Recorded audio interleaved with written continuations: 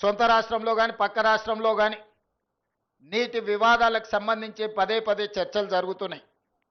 నేను ఈ వేదిక మీద నుంచి ఈ రాష్ట్రంలో ఉండి పక్క రాష్ట్రంలో రాజకీయ పార్టీలలో ఉన్న ప్రజాప్రతినిధులకు ఒక సూచన చేయదలుచుకున్నా, ఒక విజ్ఞప్తి చేయదలుచుకున్నా.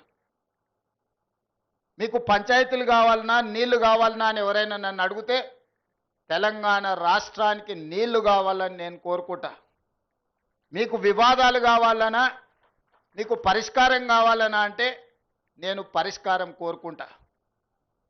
నీళ్ల వివాదం ముసుగులో రాజకీయ ప్రయోజనం పొందాలి అని మా ప్రభుత్వం, మా పార్టీ భావించడం లేదు. రెండు రాష్ట్రాల మధ్యలో ఉండే సమస్యల్ని శాశ్వతంగా పరిష్కరించాలి అని తెలంగాణ ప్రత్యేక రాష్ట్రాన్ని శ్రీమతి సోనియా గాంధీ గారు కాంగ్రెస్ పార్టీ ఇచ్చింది. కాబట్టి నీళ్ల విషయంలో వివాదాలు, నీళ్ల విషయంలో రాజకీయ లబ్ధి కోసం ఆలోచన చేయొద్దు. రాజకీయాలకు అతీతంగా మనం ఈరోజు ఆలోచన చేసుకొని పరిష్కరించుకోవాలి. ఈ పరిష్కారాలకు చర్చలు ఒక్కటే పరిష్కారము. న్యాయస్థానాల దగ్గరనో ఇతరుల దగ్గర పోయి పంచాయతీ తెంచుకునే కంటే మనమే కూర్చొని మన సమస్యల్ని సామరస్యపూర్వకంగా పరిష్కరించుకోవాలనేదే మా విధానము.